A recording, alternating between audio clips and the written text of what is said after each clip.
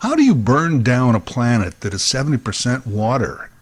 Seems impossible, but we're doing our best.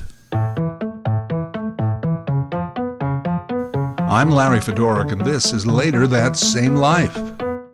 On each new episode of my weekly podcast, a different topic, discussion, or story from our lives. Season 15, Chapter 9. Water. Revisited. This week I'm revisiting one of my early episodes of Later That Same Life, episode 15, Water. This because of the intense fires devastating parts of Los Angeles. By population, the second largest city in the United States. Normally, the coverage of wildfires, which are burning forested areas and grasslands, are often compared to urban areas. Wildfires have destroyed an area the size of Houston, the size of Chicago, and so forth. This time, the Los Angeles fires have devastated an area the size of Los Angeles. Well, a good part of it. Los Angeles is not just a wildfire. It's called an interface fire. An interface fire destroys vegetation and buildings. Think about this. Last year, the Canadian wildfire smoke drifted down to cities like New York and Washington. Those areas, from just the smoke alone, had the lowest air quality in the world. That was just from trees burning. Now, think about Los Angeles, large urban and suburban neighborhoods, razed to the ground. This means not only vegetation, but tons upon tons of plastics, electronics, synthetics, up in flames. Residents who escaped with their lives could not even go back to assess the damage because of the toxic mess left by the interface fires. A few weeks ago, there was a single-car accident in the city of Toronto. An electric SUV burst into flames. Later, the fire chief pointed out that it takes 3 times the water and resources to put out an electric vehicle fire than it does a normal one. Then the battery had to be carefully transported to an isolated area and kept in an empty dumpster covered in sand for several weeks in case the battery burst into flames again or exploded. Single vehicle accident. Now imagine tens of thousands of electronic vehicles smoldering around Los Angeles. It's just not safe. Did we know this about electric vehicles before we lost our minds over them? Did we think this through? On a further side note, when two vehicles collide, the vehicle of lesser mass takes the brunt of the damage. That just makes sense, right? A bike versus a car, the bike loses. 18-wheeler via Camry, RIP the Camry.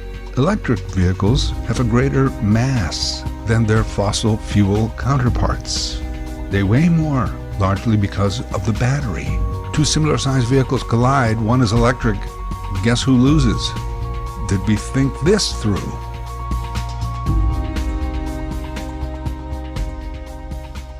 But back to the fires. This is the world situation right now. We lose millions of acres of lumber each year to forest fires. Lumber that would have been used to build homes that would eventually burn down in an urban blaze. The modern irony should not be lost on any of us. Our civilizations are under siege from fire and water. Water necessary to life itself, yet we have so much of it where we don't need it, and there's not enough around where we need it most.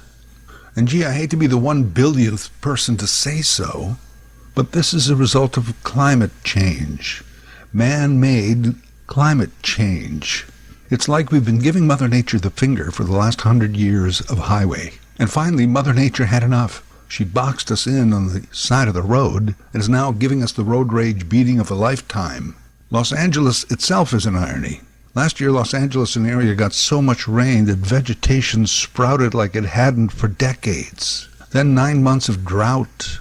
The vegetation died and dried up and became more fuel for the fire. Much of the latest fire damage occurred in an area known as the Pacific Palisades.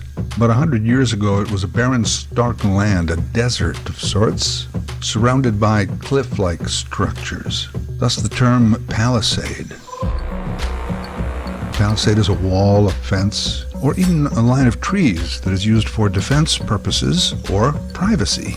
Just 32 clicks west of downtown LA, it was sought after property for that promise of privacy, and access to water be damned. I'm not playing a blame game here. I'm just asking again, did we think this through? Put 1 million people in wooden homes in a desert with little water access in the path of the dry and scorching Santa Ana winds, and just hope that there will never be a spark to ignite this tinderbox? Really? I'm not a Joe Rogan fan. I hate to even play this clip here, but it really made the rounds lately. Rogan citing an expert about the potential, and this is over 5 years ago. So I was talking to this guy, and he was telling me, he goes, dude, one day, he goes, it's just going to be the right wind, and fire's going to start in the right place, and it's going to burn through LA all the way to the ocean, and there's not a fucking thing we can do about it. I go, really? He goes, yeah, we just get lucky. He goes, we get lucky with the wind. He goes, but if the wind hits the wrong way, it's just going to burn straight through LA, and there's not going to be a thing we can do about it. I guess luck ran out. Hey, go back one day and watch Jack Nicholson and Faye Dunaway in 1974's Chinatown. The movie takes place back in 1937, and it's about LA's relationship with water and the lack thereof. See, Mr. Gibbs, either you bring the water to L.A., or you bring L.A. to the water. Why are you doing it? How much better can you eat? What can you buy that you can't already afford? The future, Mr. Gibbs. The future. This all came to mind while watching coverage of the LA fire, or fires, as in more than one, and they even name all of them. In reporting on a fire, why do so many news people say that residents and or firefighters are not out of the woods yet? Worst use of a metaphor? And the award goes to every reporter covering fires, forest or interface, not out of the woods yet. Well, you better get out of the woods. They're on fire. Also, devastated areas look like something out of a disaster movie, particularly metaphoric when the area described is where they actually make the disaster movies. La La Land, Hollywood. Also, it's not like something out of a disaster movie. It is exactly like a disaster movie. It's a disaster. I will say the media was pretty good at not over-covering celebrities who lost their mansions, focusing more instead on the general devastation. Anyway, it was all of this that got me to go back and visit my previous podcast called Water. Water. It can kill us. But water also puts out fire, at least most fire. And you know, if there was a battle to the death between fire and water, and wagering was allowed, I'd put my money on fire every time. Rock, paper, scissors, fire, water. Fire always beats water. Fire has a volume. That is to say that the volume of a fire can be determined by scientific formulas. It includes the amount of fuel available. If the volume of a fire is represented by X, then how many multiples of X in water would you need to put out that fire? Depends on a lot of things. The kind of fire, how the water is applied. For example, over 115,000 liters of water used to put out that electric car fire. Wow. Also, the fire, when seemingly out, can burn underground. Simmer there, if you will. These are called root fires, sometimes called zombie fires. They can burn underground through a whole winter, and then spark up again as soon as the ground is dry. They just sit there and bake like a discarded Tesla battery. And when you think it's out, poof, there it goes again. See, that's why I'm putting my money on fire. Yet the world has this water. All of this water. 70% of the world is water. Why aren't the odds in our favor?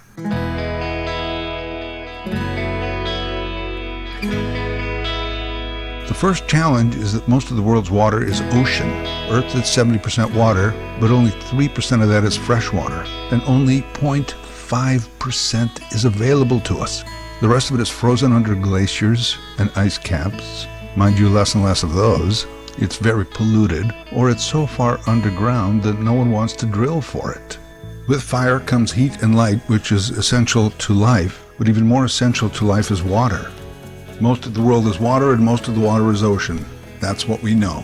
Here's what else we know. Pumping stations, desalination, distillation, transportation. We know how to get water out of the ocean, and we know how to get it to the people. We know how to get fresh water out of the ocean. We know how to make it potable and how to get it to where it is most needed. There are already many desalination plants around the world. The knock on them has been that they take a lot of energy to reverse osmose the salt out of the ocean water, and they produce a lot of waste brine. But they are working on making those two things better, more efficient. Technically, we could make all the fresh water we need for centuries to come.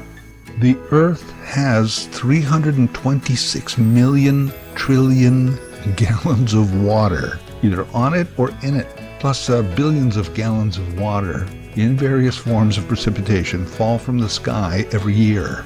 Now the world is 70% ocean, so how much of that water from the sky falls into the ocean? Well, 70%. In North America, the average person can use up to 100 gallons of fresh water every day. So it wouldn't hurt us to try and cut down a bit. But the point is, there's lots of water. Most of the planet is water. Hey, by the way, speaking of precipitation, I'm going to switch from gallons to metric now because most of the world uses metric. All but 3 countries in the entire world use metric. One of them's the States. So it used to drive me crazy reporting the weather on my radio show. When it was raining, we were expecting 15 millimeters of rain. Yesterday we had 10 millimeters of rain. Well, that's fine if we want to know how deep the snow is, but otherwise, why are we using a linear measure to describe liquid volume?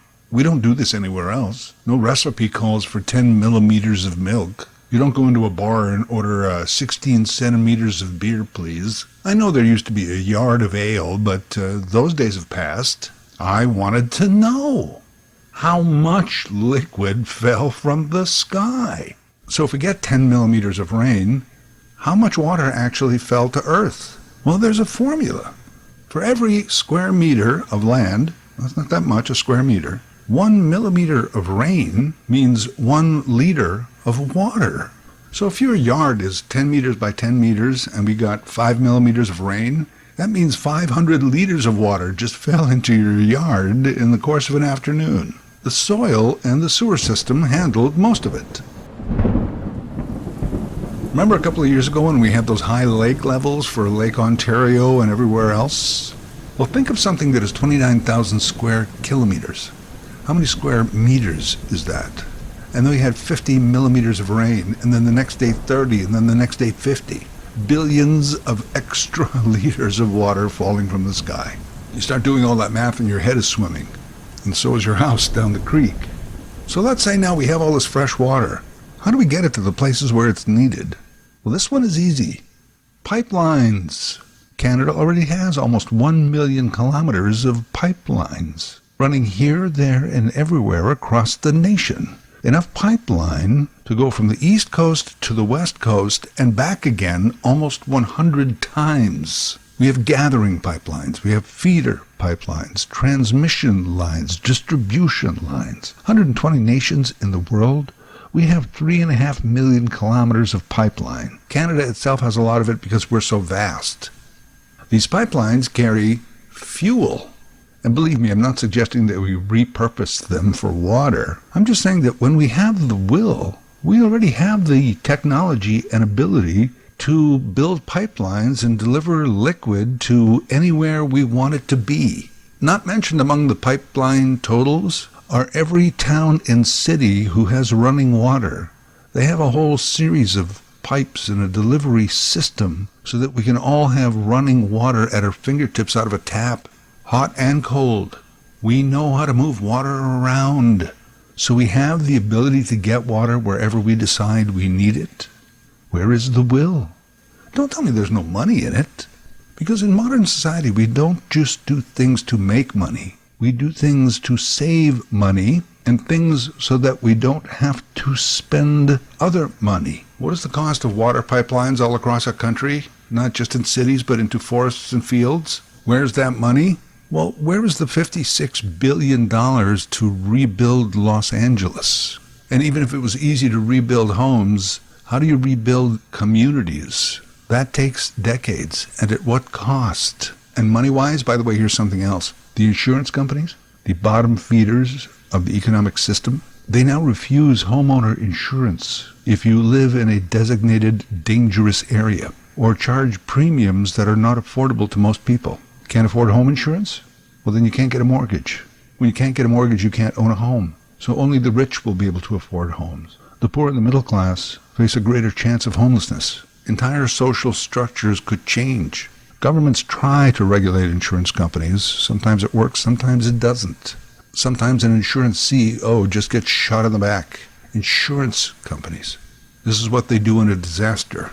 I hold looters in higher regard than I do insurance companies.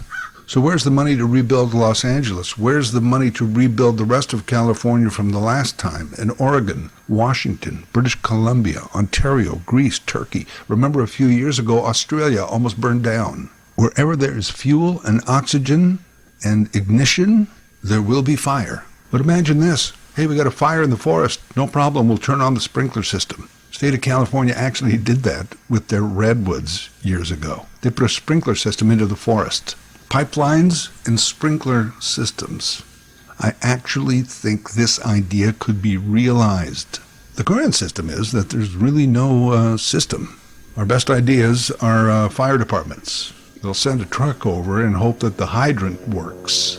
One of our other best firefighting ideas is to attach a bucket to a helicopter, dip the bucket in a lake, and then fly it over and dump it on the fire, and then repeat. Or pipelines get water to everyone on the planet where it is needed, and for whatever reason it is needed. Tell me there's no money for that. Come on. Would you rather spend the money now or spend more money later? It's not a dumb idea. It's dumb not to consider it, especially since we already know how to do it. And remember, we can also make more fresh water anytime we need it, and figure out better ways to capture it when it falls from the sky. These are not third world problems. There's entire communities in Canada who don't even have access to fresh drinking water. They keep getting promised, but nothing happens. We can't get a water pipeline up north, yet we can buy Alberta a huge oil pipeline on a whim. Water pipelines. Let's get to work. The to-do list in order of importance. Number 1, put out the fires. Then doing our best to continue to reverse climate change. We have to get water to everyone, except those who have too much. In those places, let's dig some ditches in overspill areas. Interesting as we explore the universe that water has become this universal sign of life. Life as we know it. Oh, there's water on Mars. There could be life there. Water on Earth is what has made life possible. All of the civilizations over millennia, we only made it because we had water. Yet with all our knowledge, we continue to be so vexed as to how to evenly distribute it. Water is magical, isn't it? It is the simplest of liquids, but for centuries it has baffled the chemists to explain its properties. In solid form, it will float in its own liquid form. What else does that? It is our universal solvent. It eventually can dissolve anything, and it'll distribute nutrients as it breaks apart bricks and mortar. And it's one of the few things in the world that everyone knows by its chemical formula, H2O. The list of proverbs that philosophize about this magical liquid is long, and I will once again share my favorite. Only in water can you truly learn to swim. Later That Same Life is written, voiced, and produced by Larry Fedoruk. LarryFedoruk37@gmail.com. Subscribe to Larry's podcast YouTube channel. Get automatic notifications with each new episode.